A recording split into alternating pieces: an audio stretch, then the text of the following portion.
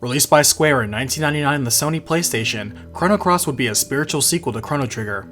Written and directed by Masato Kato, who wrote the first game and also helped write Xenogears, the game would deliberately depart from the conventions of the first game in order to tell a new story in the same universe.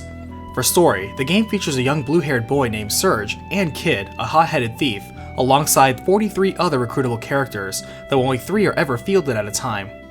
For gameplay, the game utilizes turn-based battles with a stamina-based action economy for each character's turn, and encounters occurring by colliding with enemy sprites on the map.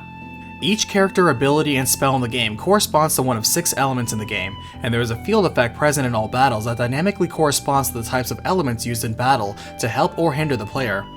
Each character has a customizable grid wherein spells, abilities, and battle items may be assigned to be used, as well as at least 3 signature techniques. The game also features an equipment crafting system, a monster arena, and New Game Plus, which is needed to explore every route and recruit every character across multiple playthroughs. The story only gets larger from here, so let's cut it down to size with a RECAPitation. As the game begins, we meet Surge, a young man living in Arni Village in the El Nido archipelago. One day, he meets with his childhood friend Lena, learns of the ever-important Records of Fate acting as save points around the world, trains with the village elder Radius, and works to earn Komodo scales for Lena. As she muses about the future, Surge suddenly hears a distant voice call out to him. Strange visions hit him suddenly as stranger energy surrounds him. As the world shifts, Surge collapses, and coming to, he notes Lena is gone and gets up to look for her. When he returns to Arni, no one recognizes him somehow, including Lena, though she says he looks a lot like a boy she used to know who drowned 10 years ago. She points him to the boy's grave nearby, and as he investigates it, it indeed has his name on it, with a death date of 10 years ago. Suddenly, he's called out by a man named Karsh, who was somehow expecting to find him here, though as he encroaches upon Surge, he's called out again by a young girl. She leaps in to defend Surge, and after winning a brief battle, she introduces herself as Kid. Now searching for clues on Surge's death, they run into the bumbling guards Salt and Pepper who attacked him earlier, and make it to Termina, where they see it's time for the Viper Festival to honor the leader of the Acacia Dragoons, Lord Viper. There is to be an invite-only event at his manor, and Kid is keen to sneak in for her own reasons, but also to help find out why they're after Surge to begin with. In Termina, they meet a ferryman named Korcha, and witness the soldier Glenn escort Lord Viper's daughter Riddell, who mentions how everyone in the manor has been acting strange since a Beastman came around. Finding a new ally and sneaking in at night, they disguise themselves as guards and make their way to the treasury. After getting trapped and meeting the scientist Lucia, Kid seems disappointed there's nothing called a frozen flame here, and they soon encounter an old man who recognizes Surge. Calling himself the Prophet of Time, Balthazar, he explains Surge is not from this world, but from a parallel one in another dimension. In this world, he died 10 years ago, yet somehow he has crossed over into this world. Unsure of the reason why or how he died 10 years ago, they are interrupted by Marcy of the Acacia Dragoons' 4 Devas, and after defeating her, the Prophet advises where they can go next. They encounter a strange harlequin named Harl, who takes an immediate liking to Surge, and is the right-hand woman to Lynx, a dangerous person she warns Surge not to cross. Now sneaking into General Viper's office, they're caught in the act by Viper himself, who is accompanied by Lynx. Kid immediately recognizes Lynx and swears revenge on him, calling him a murderer. Lynx then calls out Kid as a member of the Radical Dreamers band of thieves, and they clash, though this Lynx was just a shadow copy. Lynx then speaks to Surge directly, asking him what he wants and if he wants to erase his death from the history of this world. Peering into a strange artifact before him called the Dragon Tear, Surge sees another strange vision of himself before the frozen flame, and Lynx makes the bold claim the human world will soon end. Surrounding the party with shadows, Riddell now enters the office and is quickly taken hostage by Kid. As they follow her lead to a cliff edge, Lynx takes advantage of a distraction to throw a poison knife at Kid, who is struck and falls over. He then approaches Surge, calling him the Assassin of Time and Little Chrono Trigger, but Surge chooses to leap after Kid over the edge. Hitting the water and falling unconscious, Surge wakes up the next day in the care of Korcha and his mother, but Kid is still suffering from Lynx's poison. A local doctor identifies it as Hydra Venom, and she'll die in at least 2 days without the antidote. The problem is the known antidote comes from the bone of a Hydra, yet they were hunted down to extinction here in El Nido. Strangely, they're visited by Harl, who is glad to see Kid incapacitated, and leaves just as quickly.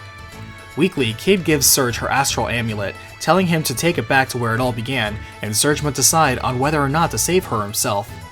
They also learn El Nido is also called the land where the dragons sleep, as each island is named after a dragon and ruins of an ancient race called the Dragonians. One of these ruins, Fort Dragonia, can be activated by a relic called the Dragon Tear, though it's been thought lost for years. In town, they overhear Glenn talking about how General Viper is now heading to Fort Dragonia under the rumors that the rival nation of Pyre is nearby looking into rumors of the Frozen Flame. They wonder what they plan to do with the dragon tier over there and borrow the small boat they've been using. Glenn now approaches Surge asking to borrow a boat to Fort Dragonia, and since they're going the same way, decide to join forces. He advises they travel to a small island and speak to his former mentor Radius, though they see Lynx has ordered that place to be burned to the ground, and Harl informs them Radius wasn't there. After she battles them to stall them for time, she pulls away, and Radius now steps in, once village elder in Surge's world, but a hermit in this one. Radius confirms Lynx is behind the recent plotting, and explains that before he used to be quite the force with Zappa the blacksmith and Glenn's father, but after Glenn's father died he retired to look after the boys. However, Glenn's brother Dario was killed out on a mission despite wielding the powerful sword Einlanzer and being engaged to Viper's daughter Riddell. Lynx then approached the Viper and spoke of the Frozen Flame's amazing healing abilities and wish fulfillment, and Radius now suspects General Viper intends to overthrow the rival nation of Pyre with the power of the Frozen Flame. Pyre has been using its military might to bring suffering to the central continent of Xenon, but it's still unclear what the general's or Lynx's motives are, and Radius has no wish to fight. Following the Dragoon's ships to Mount Pyre, they run into a pirate ship captained by a man named Fargo, who is suspicious of their affiliation to Lynx. He poisons and captures them, and while he sleeps, Surge has another dream of a Black Panther. Waking up, Fargo's ship is attacked by a ghost ship, and after helping the pirates out, Fargo gives them advice that in order to pursue Viper and his men, they'll need to survive the heat of Mount Pyre.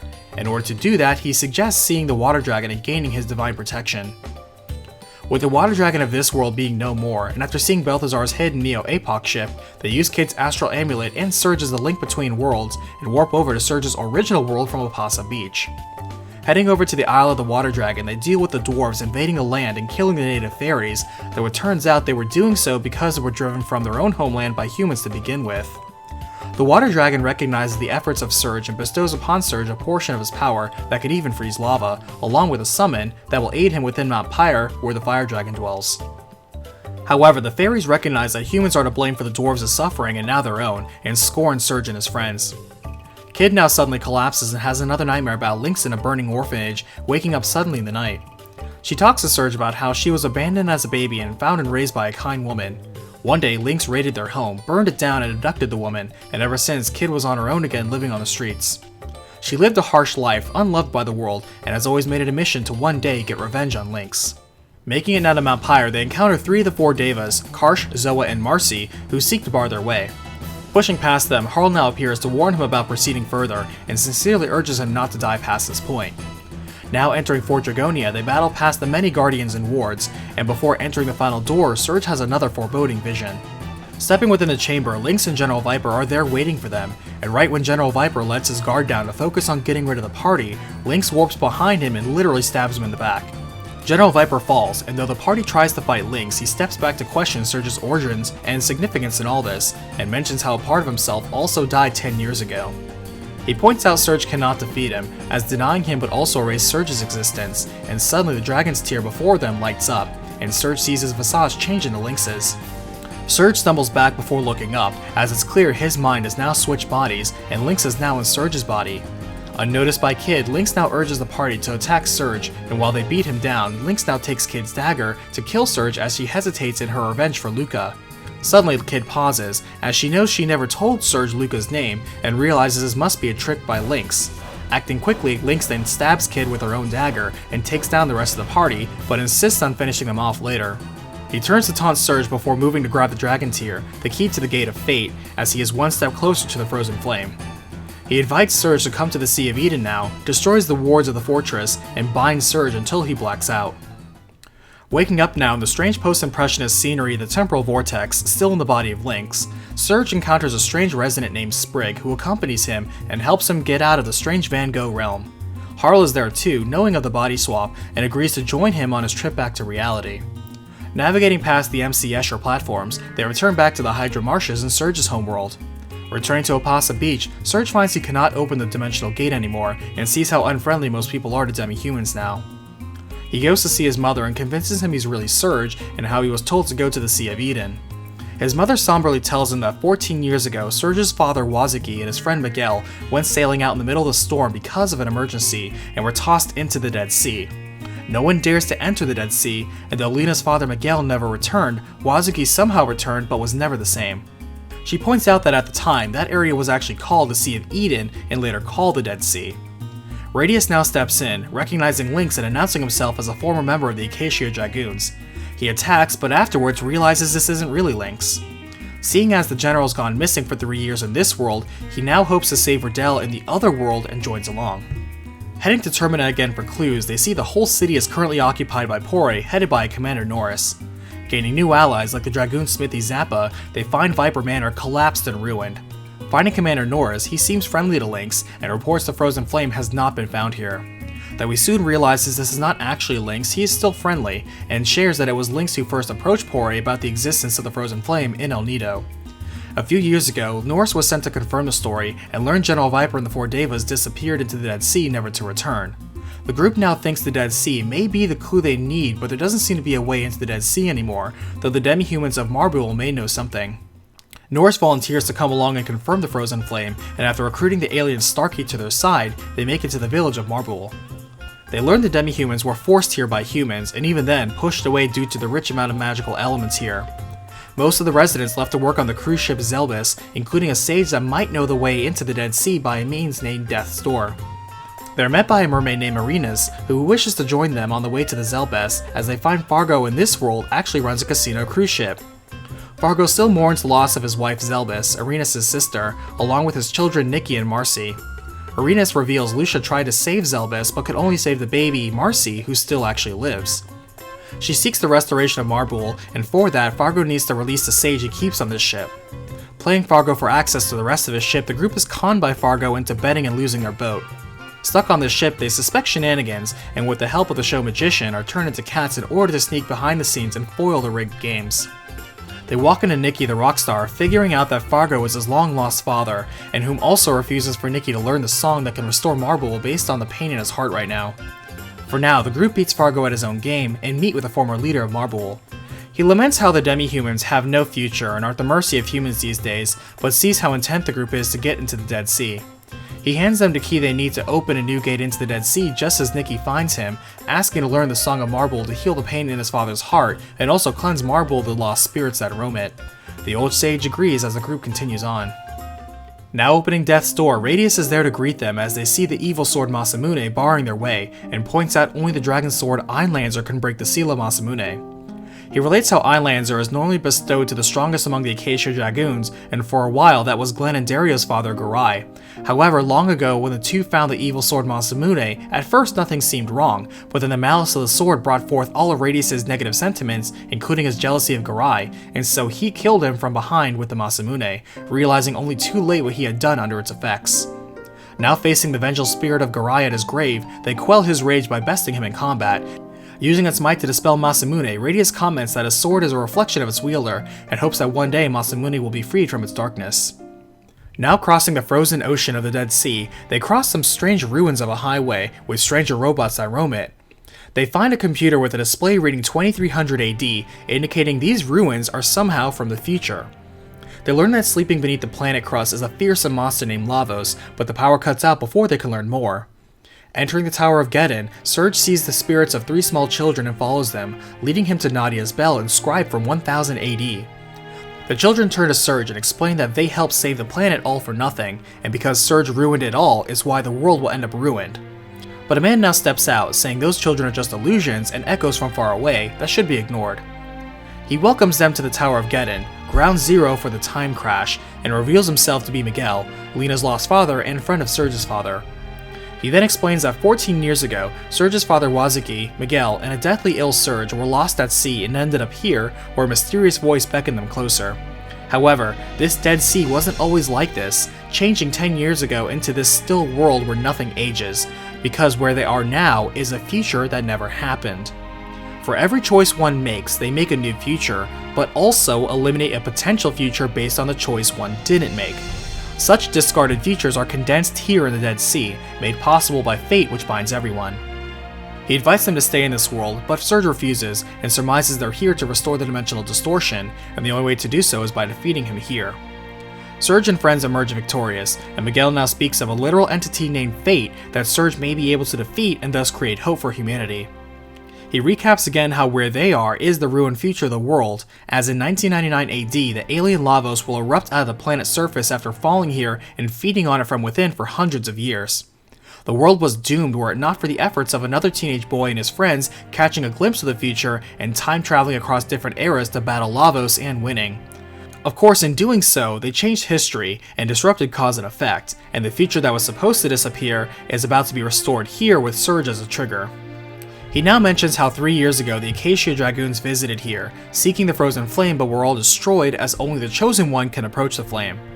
The ground begins to rumble as Miguel states fate has made its decision and is beginning its move, as it doesn't want the frozen flame to awaken here and now. It would rather destroy the flame and the whole Dead Sea than allow that to happen, so he urges them to flee now as this entire future will also be cast away. As they flee, Miguel reveals that Surge is the Chosen One for the flame, and is the one who can choose the future now. Fleeing, it doesn't look like they'll make it out in time, but the Wind Dragon now swoops in to save them as the entire Dead Sea is annihilated behind them. He says the dragons have an express interest in Surge's actions now, and if he would choose to defy the goddess of fate, then he should now awaken all the dragons in El Nido. With the dimensional distortion restored, they leave Surge's homeworld for the Otherworld now, and are surprised to learn immediately that Lynx is using Surge's body to raise a rebellion and kill everyone on the island. Making it to Termina, they find a hideout where the Acacia Devas are hiding out, as they learned what happened in the Chamber of the Dragon Tier, realized Lynx's betrayal and body swap, and were able to rescue General Viper in time, though in that absence, the Pyre military were able to successfully invade Termina. Before they battle Lynx, Karsh insists they rescue Riddell first, and they give Surge what shards remained of the Dragon Tier they could recover. Joining forces, Surge is able to use Lynx's body to move unsuspected among the Pyre military, and speaks to the Commander Norris of this world. He agrees to help rescue Riddell, and they rescue a captured Fargo along the way. Distracting the army while she gets away, they dash out and meet up again at Radius's hideout. The next day, Kid storms the hideout, who seems to be under some strange influence, calling out for Lynx as the real Lynx mocks them. He encroaches upon them when suddenly Fargo swoops in to repay the rescue favor and gets them all out. In the moment of quiet, Surge's thoughts turn to Kid, and Harl urges him to think about what's most important to him and to seize the moment. Viper is now recovered and informs Surge that Lynx is now making towards the Sea of Eden, likely to pursue their frozen flame, as he and Fargo and the rest of the 4 Devas now lend their aid to Surge. Bolstered, the group pursues Lynx, but first they must awaken all 6 dragons in order to enter the Sea of Eden. The shaman who first told him about the Dragon Tier recognizes the shard of the tier on Surge and gives him the dragon emblem that all other dragon shamans will recognize and respect, and thus he will be able to receive aid in his homeworld. As they travel, they learn from Salt and Pepper that Karsh was accused of killing Dario on the Isle of the Damned, as even though they were childhood friends, they were both in love with Riddell, though it was Dario she chose. After their engagement was announced, Karsh and Dario went on a mission together, and things get blurry as they spotted the Masamune. Dario was struck down, and Karsh questions if he was possessed while killing his best friend, or if it simply brought out the hatred and envy already in his heart. Still, after the battle with the Shaker brothers, Karsh insists he did not kill Dario, though cannot say why for now. Returning to the cruise captain Fargo, the pirate Fargo chastises his other self and takes command to move their ship to Marble to save the demi-humans there. Acting as a literal and symbolic bridge between humans and demi-humans, Nikki heals the ill will within Marble and helps awaken the dragons beyond. Visiting the Dragon Sage of this world, she helps clarify Surge's mission to seek the 6 dragons of this world, and to help do so, will lend Surge the Dragon Tier of this world later. Now returning to the Water Dragon, it says they will help Surge if he truly will challenge the Goddess of Fate, tests his might, and once satisfied, gives Surge his blessing. Doing the same for the Earth, Green, Black, Fire, and Sky Dragons, they open the way to the Sea of Eden for Surge. Along the way, on an isolated island, they are shocked to find Dario alive, yet suffering amnesia. As they try to help him remember, the Masamune suddenly manifests and is wielded by Dario. Radius realizes the evil blade never disappeared earlier, but instead returned it to its rightful owner, and Karsh now reveals that on the Isle of the Damned it was Dario who took the Masamune and became overcome by its darkness, and begged Karsh to end him before the spiteful hate of Garai would seek to kill Riddell. Karsh knocked Dario over the edge, and Lynx would blackmail Karsh with his knowledge as he claimed the sword for himself. Facing the sword and Dario now, they defeat the pair and cleanse the sword of evil once and for all, as the internal spirits of Masa and Mune come to their senses and realize their deeds. Fusing with the spirit of Doreen, Surge's signature weapon, the Sea Swallow, now transforms into the mighty Master Mune. As a result, Dario's memories come back to him and he apologizes for the past. They show him the aftermath of this world's dragoons and how everyone died, and Dario now resolves to make good for lost time and rebuild the manor since he is not yet ready to return to the battlefield. With the blessings of the dragons, the Dragon Sage Stina now grants Surge the Dragon Tier of this world as well as her personal aid, as they focus on getting Surge back his original body. Opening the Fort Dragonia of this world, they are quickly met by Lynx, who spars with them a bit before moving on. Surge continues and places the Dragon Tier upon its altar, resulting in a light appearing. The light begins to narrate, relaying how all life came from the ocean, then learned free will, evolved into land creatures, and for a while, the world was dominated by the dragon lizards and the more evolved reptites. However, when Lavos fell from space, its impact ended the age of dinosaurs, and coming into contact with Lavos, the apes of the age were transformed into modern humans. Because of Lavos' influence, humans would quickly repopulate and flood the world, and devour the resources of the planet like Lavos itself. With this, the Dragon Tier flashes and absorbs Surge, transforming him back into his original form and shattering on its own. Stina points out that the shards left behind by this world and the others Dragon Tier are the shards of love and hate that when combined will be a legendary force known as the Chrono Cross. With the dragon relics in hand, they enter the Sea of Eden, this world's version of the Dead Sea, and oppose the three fates that seek to test them, opening up the way to the future ruins of Chronopolis. Within, they see ghosts speak of experimentation with the flame, and how something called fate assured everyone how everything would be fine. Within this advanced city, they learn that originally El Nido was nothing but an ocean, and the archipelago was artificially made by fate 10,000 years ago. The Dragon Isles, the use of elements, and every single record of fate in the guise of save points scattered in the islands were all predetermined and designed.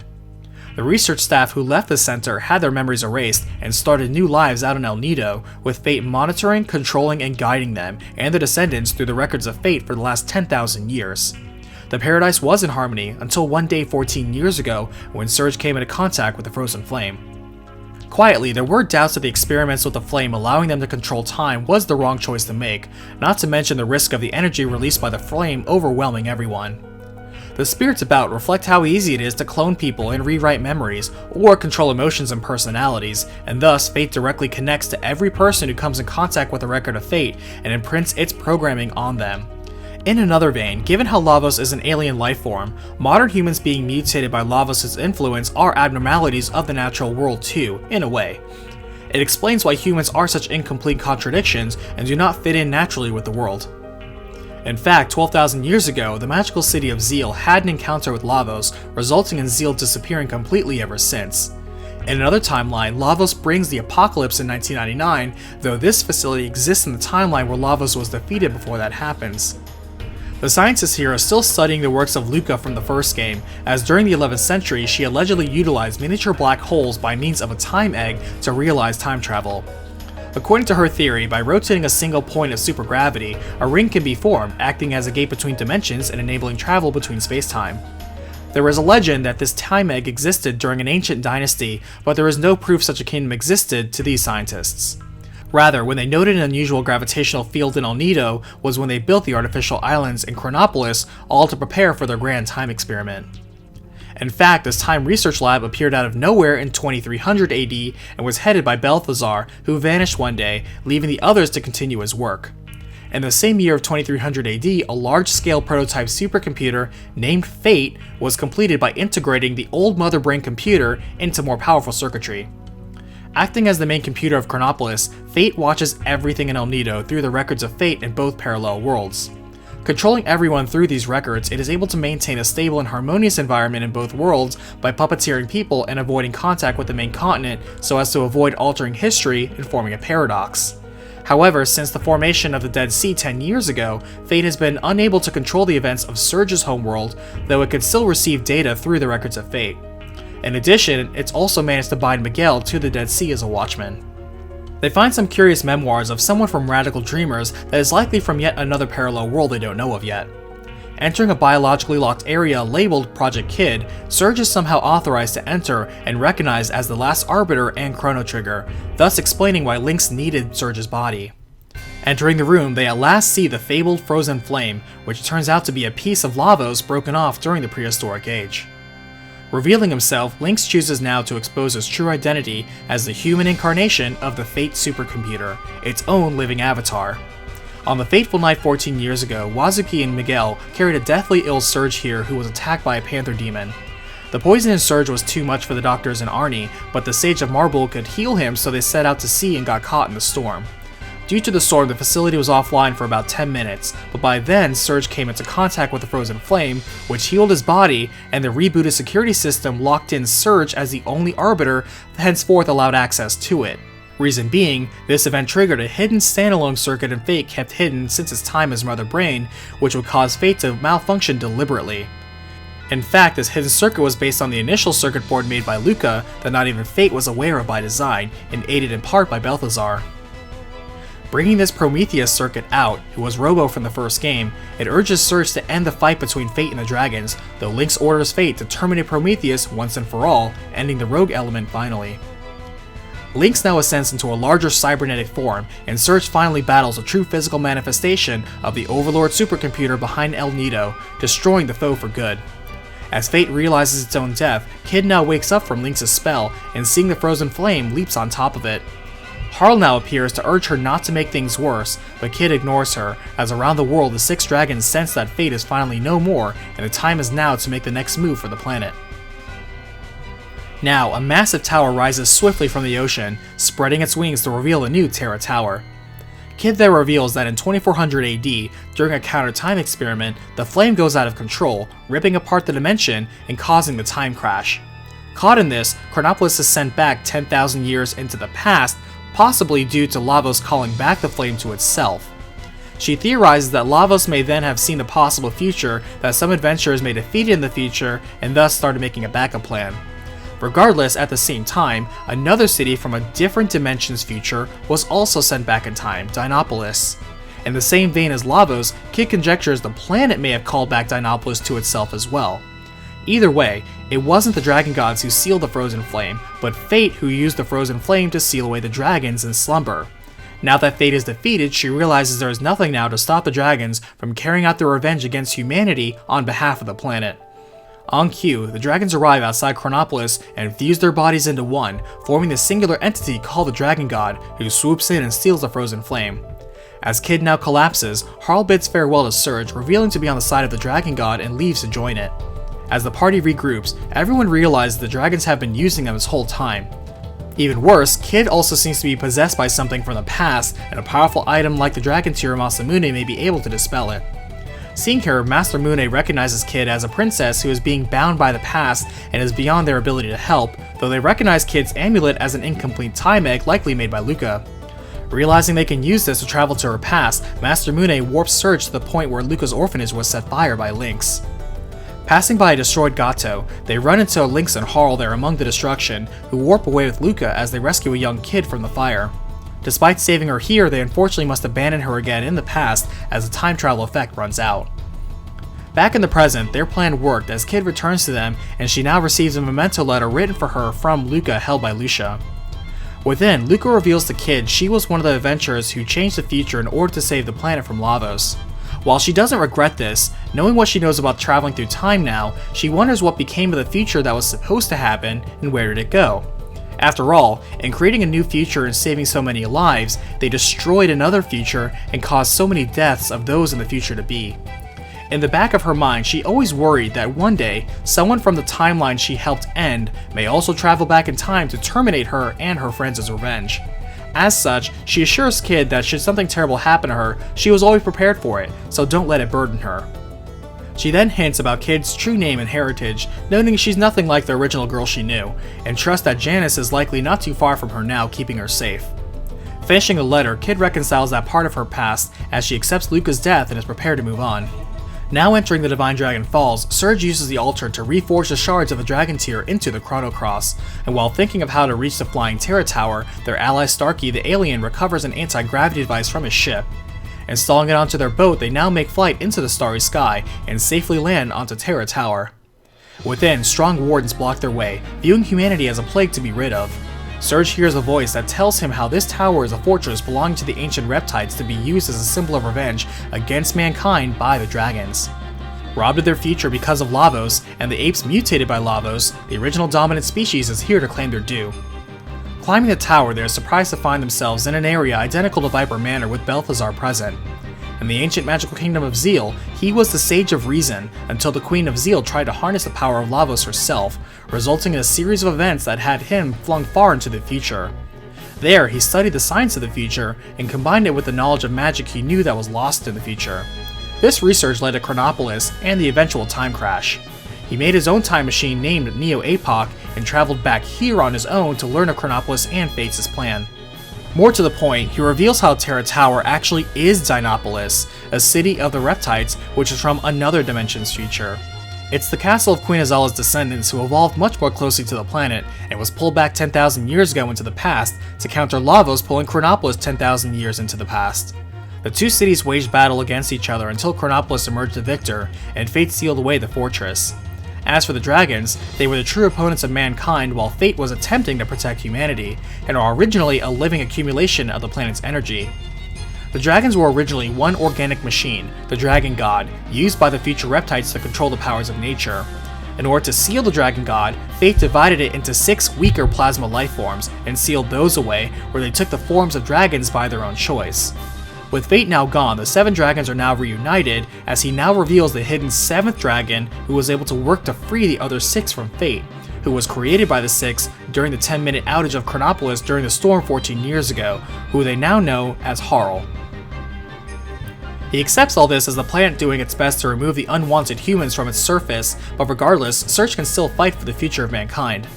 The apparitions of Chrono, Marl, and Luca are all nearby and recognize the Chrono Cross in Surge's possession, teaching him how to use its powerful healing property.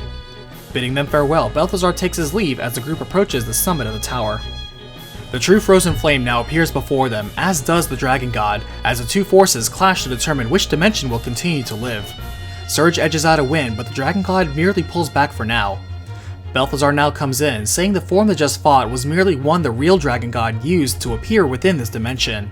The real Dragon God was consumed by Lavos in the distant past within the darkness beyond time, and furthermore the Frozen Flame is merely a splinter that broke off of Lavos eons ago. However, the one who connects with the Frozen Flame essentially connects to Lavos itself, gaining immense power. The Time Devourer is a new fusion of the beasts, and once complete will consume all of space-time.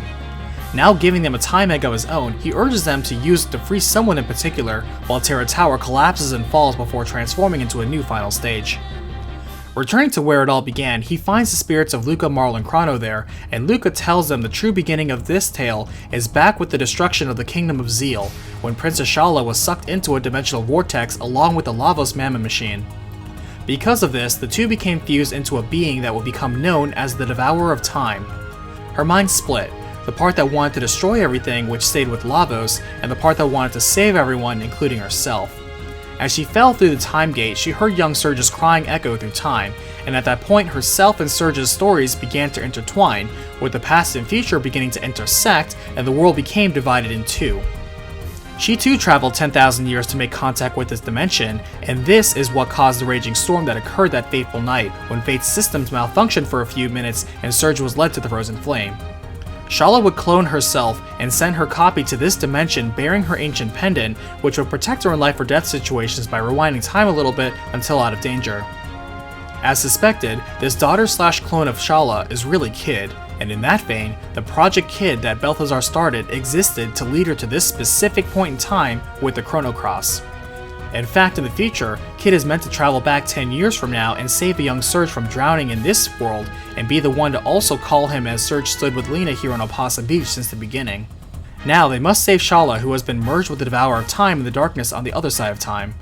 Surge can now determine how the new Lavos will evolve from here, whether Lavos will devour all time in the future and send the world into everlasting death, which is the future Balthazar saw for his world in 2300 AD.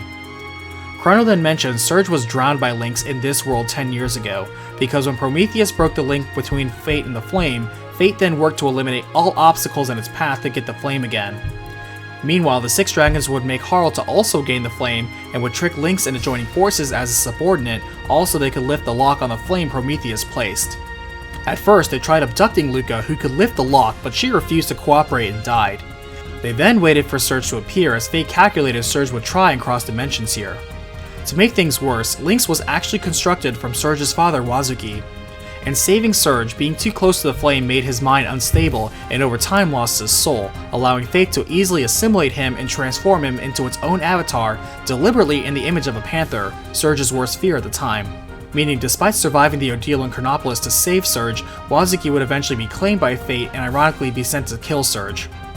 With that, Surge and friends confront the Time Devourer with Shallow still encased upon it, and with the Song of Life they wield the Chrono Cross, shattering the claim Gulavos has on the ancient princess. As things settle down, questions of the meaning of life, the universe, and everything come up. It's revealed that time that was once divided will be unified again, and Surge will lose all memory of this whole adventure as he will return to his own time. The difference is, this time he will be able to live his own life free of fate. As the game ends, friends and allies all say goodbye, as Surge now wakes up back on the beach with Lena after fetching her some Komodo scales, with his recent adventure still fresh in his mind. We now see that Shalazeel, aka Kid, has recorded their adventure in a journal with the promise of them finding each other somehow without memories, as we now see a wedding picture of Surge and Kid, and scenes of Kid still searching in order to keep her promise across time. Chrono Cross has enjoyed the success of selling over 1.9 million copies worldwide.